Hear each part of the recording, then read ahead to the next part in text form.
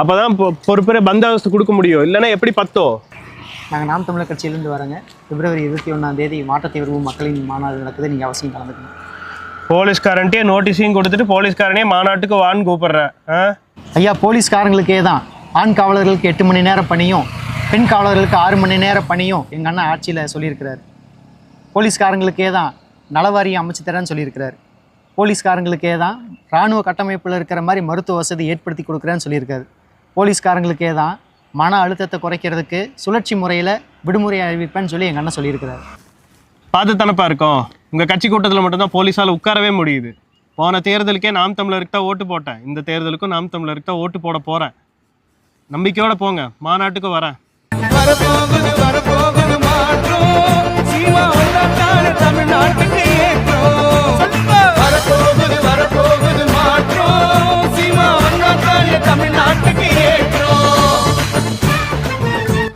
மாற்றம் என்பது சொல்லல்ல செயல். மாறுவோம், மாற்றுவோம். இது மாற்றத்தை விரும்பும் மக்களின் மாநாடு.